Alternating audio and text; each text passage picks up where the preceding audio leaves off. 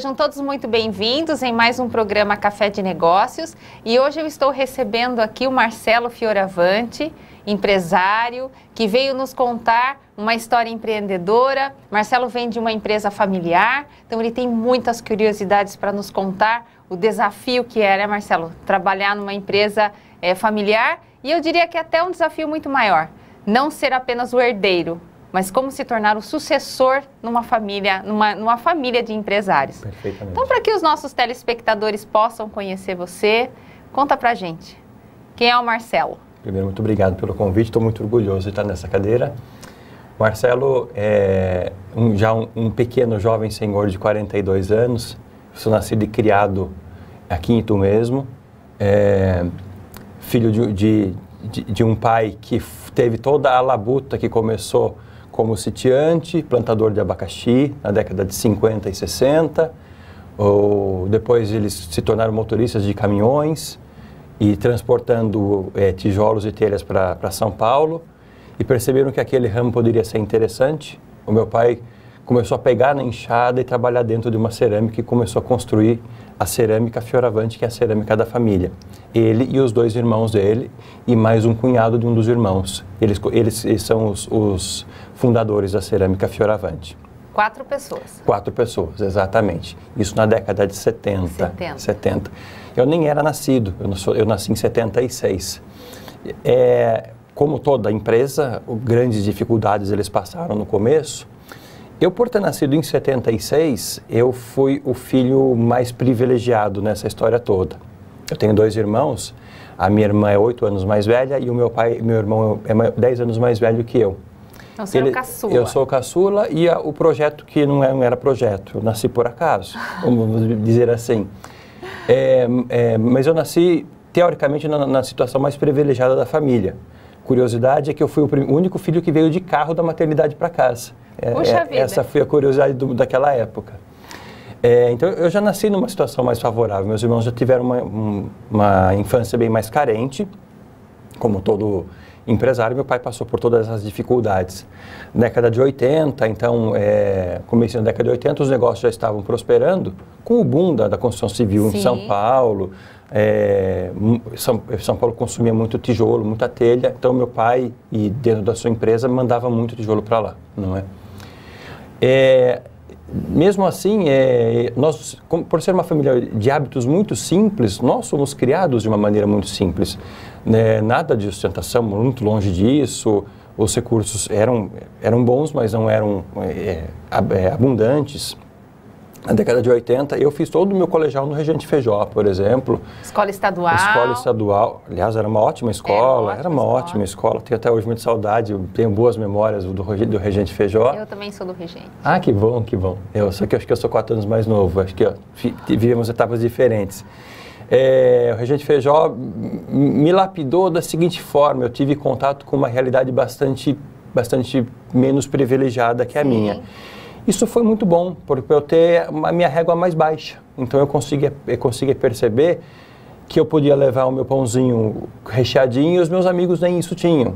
E como eu não queria comer o pãozinho, eu dava para meus amigos e jogava tampinha de garrafa, no futebol de tampinha de garrafa. Essa era a minha realidade. Eu era muito dedicado aos estudos desde o começo. Teve essa pegada sempre de gostar muito de estudar. Tanto é que até hoje alguns professores me encontram e lembram de mim. Por quê? Porque eu sempre tirava boas notas, fazia com amor mesmo, né? A primeira dificuldade foi quando eu resolvi fazer um colegial mais forte.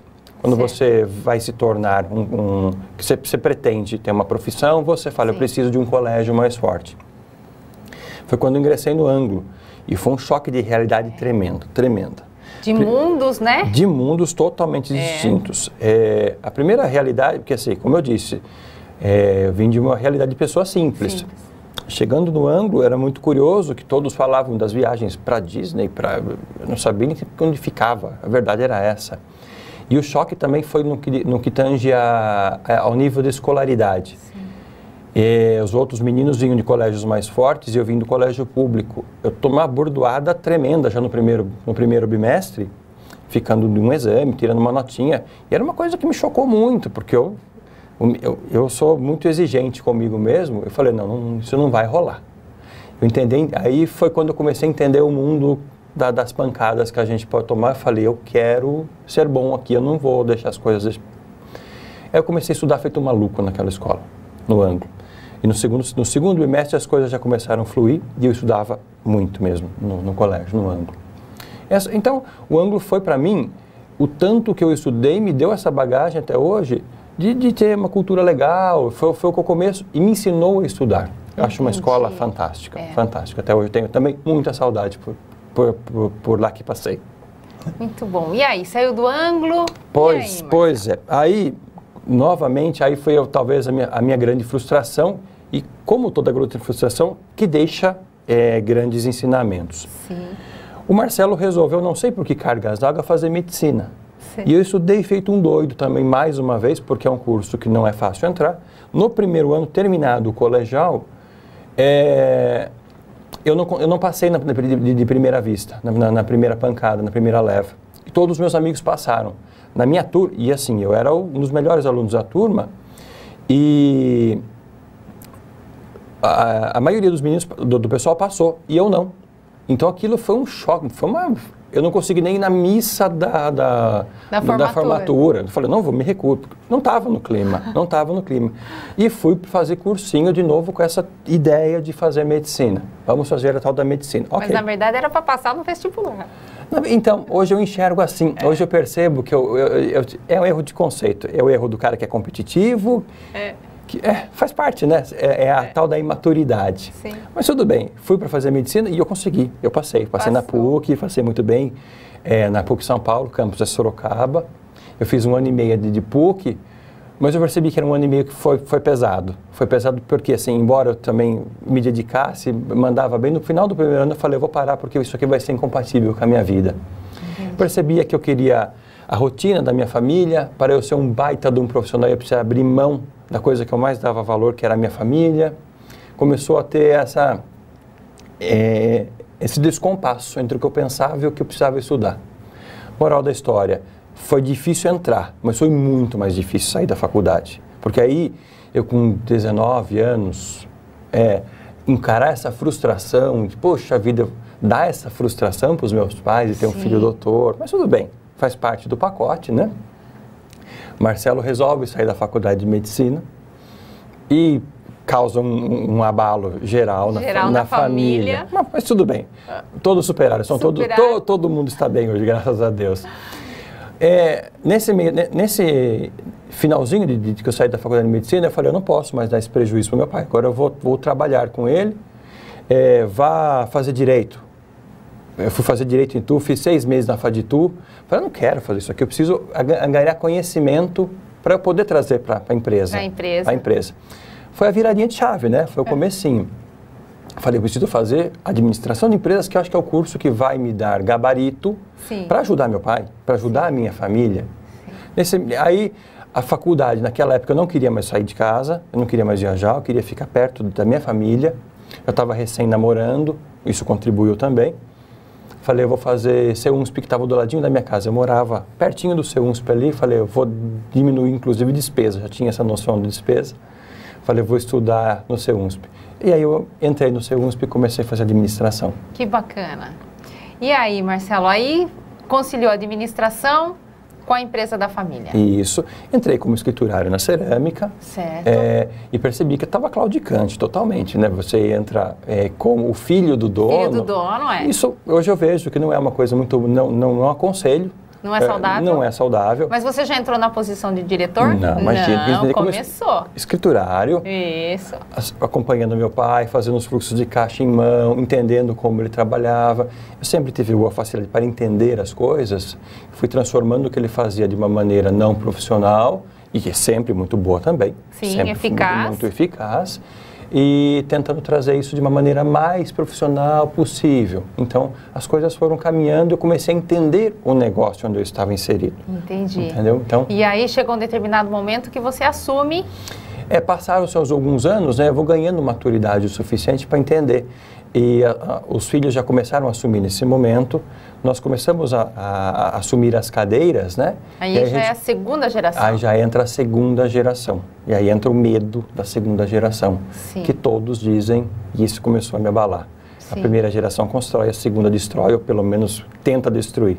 É isso que acabou me norteando e me dando esse medinho. O que é que eu preciso fazer para que isso não aconteça? Certo. Então, mas seus pais ainda estavam? Seu pai ainda estava na ativa? Meu pai estava, meus tios estavam na ativa ainda, mas já percebi que já começou a haver um distanciamento natural. Sim. Embora eles ficassem por perto, mas eles foram sábios nesse aspecto, né? Soltando a corda. Soltando a corda devagarzinho, sem nenhum conhecimento de sucessão, que os livros, o que se diz, Sim. eles foram soltando a corda devagarzinho. Então, e a sua área que você resolveu atuar foi a qual, Marcelo? A área financeira, sempre a área financeira. Sempre o dinheiro entrava e saía, não havia centavo que entrasse ou saísse da empresa de passar pela minha mão. Entendi. Então era eu que tomava conta disso aí. Um cargo de alta responsabilidade, de alta confiança, né? Sim, principalmente numa empresa familiar. É um grande problema, é um grande problema. Porque quem tem sócio tem patrão. Não é? Exatamente. E quando envolve família, envolve afetividade, envolve, né? Sim. Muitos desafios, Marcelo? Muitos desafios, tremendos. Talvez fossem os grandes desafios conciliar o fluxo de caixa com o fluxo de alegria dos familiares. Certo. Eu acho que isso foi uma das grandes dificuldades que eu tive. Marcelo, eu gostaria de dizer que o público lá em casa que está assistindo, eu acho que até a pergunta, né, chave de um programa como esse, quando a gente tem a oportunidade de ter um profissional como você aqui conosco, é saber qual é o segredo. Existe o segredo? Se existe, você pode contar? Eu posso. Existe segredo, sim. Existe para que as coisas caminhem? Sim, que tudo... existe segredo. Existe. Então eu vou pedir para você não contar então, agora. Eu vou guardar a respiração aqui, pois não. Guarde. Claro. Para você que está nos assistindo e que também faz parte de uma empresa familiar e que gostaria de saber, né, qual é o segredo do sucesso para que as coisas caminhem, eu espero você no próximo bloco.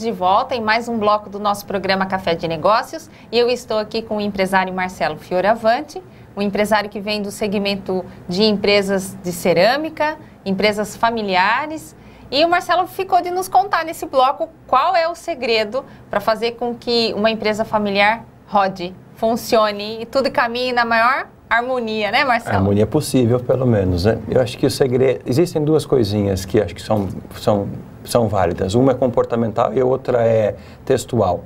Acho que a tolerância entre as pessoas, por mais que às vezes dê vontade de um socar o outro, isso deve acontecer, principalmente que são irmãos, Sim. é muito importante.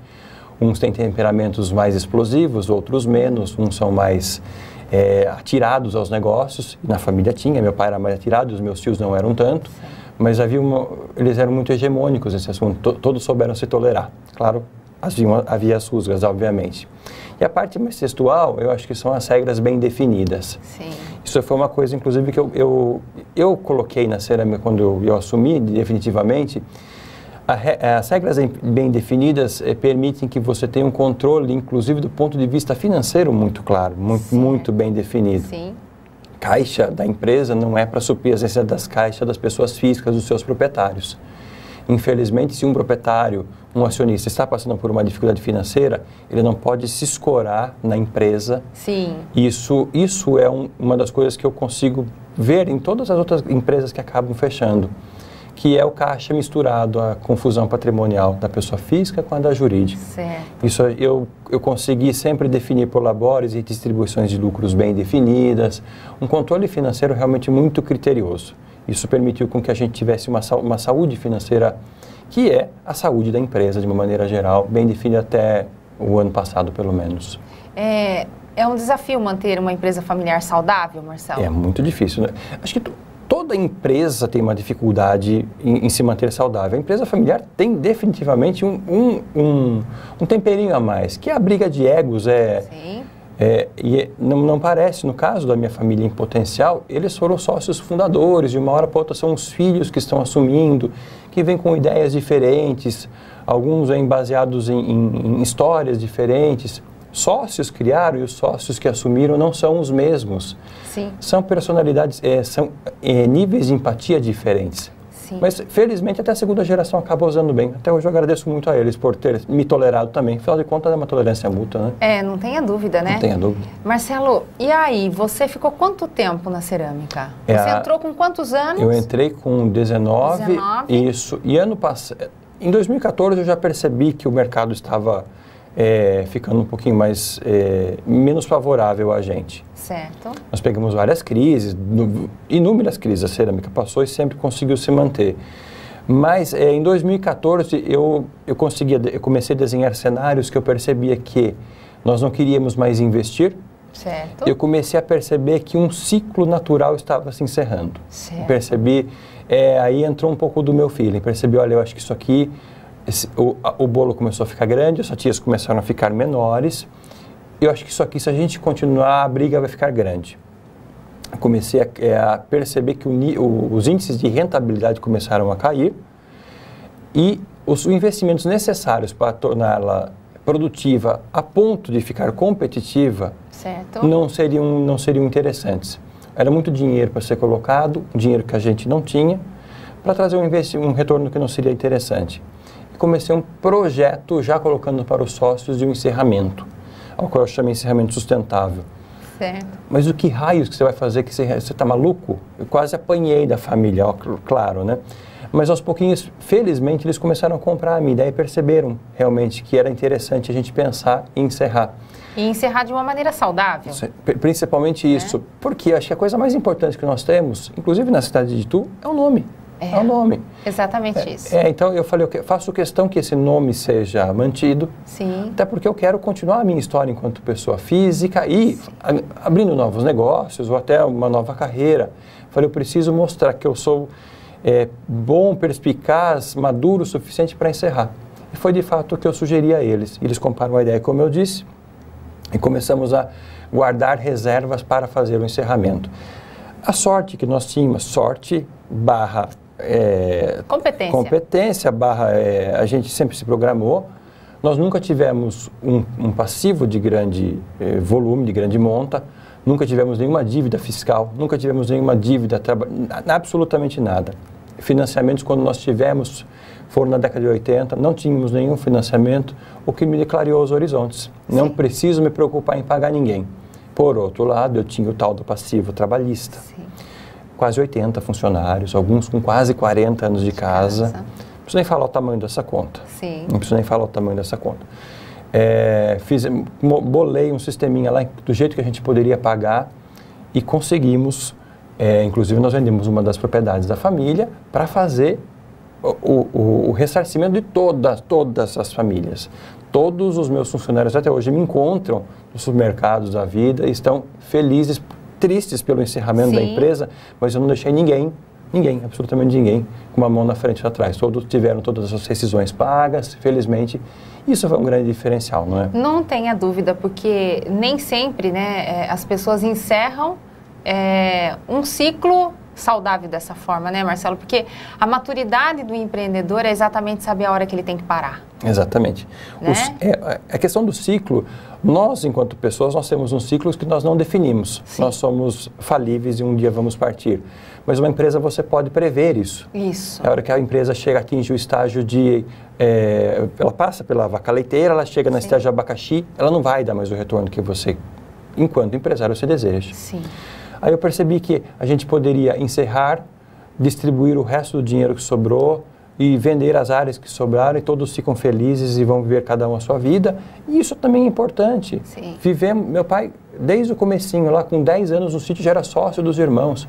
É o momento de cada um agora Sim. criar as suas próprias asas e vai bater suas asas cada um sozinho. Não tenha dúvida. Quanto tempo funcionou a cerâmica, Marcelo? A empresa foi fundada em 73 e encerrou as atividades Fabris em 2018. Até hoje eu vou uma vez ou 2 vezes por semana, que nós temos os equipamentos, nós temos as máquinas que ainda estamos vendendo. Sim. Mas agora é protocolo, eu tenho que ir lá, conferir o saldinho, então eu já posso me dedicar à minha atividade que eu porventura desejo. E Marcelo, quanto tempo você ficou lá? 22 anos. 22 anos, né? 22 anos. E agora carreira solo? Carreira solo. Pois é, a versão 2009 do Marcelo está mais leve. 2019. Desculpa, 2019, perdão, está bem mais leve. Com tudo isso que eu angariei de conhecimento, sim, eu me sinto hábil, capaz de poder oferecer isso que eu aprendi, sim, de gestão financeira. Numa empresa familiar, numa empresa familiar, para novos negócios, o quanto você deve, o quanto você não deve, ser perspicaz, ser ousado no negócio. Isso é muito importante. Hoje eu me sinto hábil para poder orientar os meus clientes enquanto consultor financeiro. Durante esses 22 anos, Marcelo, qual a maior competência que você acha que você desenvolveu? Mediação. Incrível. Por mais que a minha pegada é financeira, eu tive que desenvolver o poder de ser mediador acima de tudo. Relacionamento humano. Relacionamento humano. E com todos os meus stakeholders. Fossem os sócios, fossem os clientes, porque o empresário de pequeno porte é isso. Ele está envolto por todos. Ele tem que estar antenado. Representantes comerciais, sim, fornecedores, todo mundo. Então, relacionamento interpessoal, você acaba desenvolvendo essa competência. Sem dúvida. Não tenho dúvida. Eu tenho certeza que quem está nos assistindo ficaria, assim, extremamente grato se você nos passasse algumas dicas. Ah, meu Deus. Para quem está vivendo exatamente esse momento. Sócio, empresa familiar, não sabe se fecha, não sabe se continua, mistura o caixa, sim, né? Tira dinheiro do caixa para pagar a padaria, não é? Não, por isso e não aí, pode. Fala para o pessoal lá de casa. Vamos lá. Dicas do Marcelo. Dicas do Marcelo, só que se eu posso ser digno da confiança de vocês. Por favor, regras bem definidas. Dinheiro não aceita desaforo, nunca aceitou. Se vocês não tratarem o dinheiro conforme ele precisa ser tratado, ele vai dar uma rasteira em vocês. E quanto ao relacionamento, se vocês tiverem sócios, um dia um vai estar bem, outro dia o outro vai estar mal. O nível é um casamento, é como você e sua esposa, você e seu cônjuge. Tenha o máximo de paciência, porque as brigas vão acontecer, mas se vocês tiverem um mínimo de tolerância, eu acho que as coisas fluem bem. Um pode realmente ajudar o outro. Marcelo, quem é a sua referência? Nossa, eu não tenho dúvida que é meu pai. Meu pai e minha mãe, claro, né? O nível de instrução que eles tiveram foi... Eles não tiveram tiveram o colégio lá, até o quarto ano, não é? Quarto ano, isso. E construir... É um pequeno império com tudo que eles fizeram e conseguir passar tudo isso para a gente. Sim. E nos deixar confortáveis, com muita luta, com muito empenho. E não é ganhando muito, é gastando pouco. Porque o segredo é gastar pouco, talvez, é viver com simplicidade. É um legado que me dá um peso tamanho. Viver com simplicidade. Então, é isso que eu levo para a minha vida, viver com simplicidade. E hoje você é casado? Sou casado. Tem filhos? Não tenho dúvida. É a minha companheira, a Arlete, não tenho dúvida, né? Que ela é a pessoa que tem que ter uma paciência do tamanho do mundo para me aguentar, porque eu tenho uma personalidade difícil, embora seja relativamente, pareço ser tranquilo, mas eu sou uma pessoa de personalidade bastante difícil. Mas ela tem que ter essa paciência do tamanho do mundo para aguentar tudo isso que eu passei na empresa, sim, levar essas buchas diárias para casa. E a minha pequenininha em casa, a Isadora, né? É o meu tesouro, é porque eu faço tudo. Os filhos da gente são tudo aquilo que a gente luta, constrói, se motiva para levantar de manhã e para trazer o melhor para casa, não tenha dúvida. Marcelo, agora você, carreira solo, quem que você agradece nisso tudo? Aproveita para agradecer, fique à vontade, a gente está finalizando o nosso programa. Pois não, claro, pois não. Quem são as pessoas que você agradeceria, Marcelo? Toda a minha família, de uma maneira geral. Meu pai e minha mãe, não tenho dúvida, que estão acima de qualquer coisa pelo substrato que eles me deram. Isso aí, o alicerce que eles me deram foi um negócio espetacular. Papai e mamãe, eu amo muito vocês. Os meus irmãos, não tenho dúvida que são pessoas especiais, têm um coração incrível, altruístas demais, alto poder de resiliência, são iluminados também. E não tenho dúvida, a minha esposa, a minha companheira, também te amo, Arlete, a minha filhinha também amo vocês. É por vocês que eu levanto todo dia de manhã, vou à luta, e por todo mundo que confia em mim também. Muito obrigado. Marcelo, muito obrigada. Nossa, eu que agradeço, um prazer enorme. Muito obrigada pela oportunidade de poder ouvi-lo. Eu tenho certeza que quem nos assistiu até agora ficou aí encantado com a sua história. Muito obrigado. Não é fácil ser empresário, mas é possível. Sim. E para isso que a gente tem que se preparar. E exatamente eu queria encerrar falando isso, Existe um momento de abrir a empresa e existe um momento de fechar a empresa. Sim. E a gente precisa estar preparado para ambos os momentos. Perfeitamente, certinho? perfeito. Muito obrigado para você que ficou conosco até aqui e nós nos veremos no próximo programa. Tchau, tchau!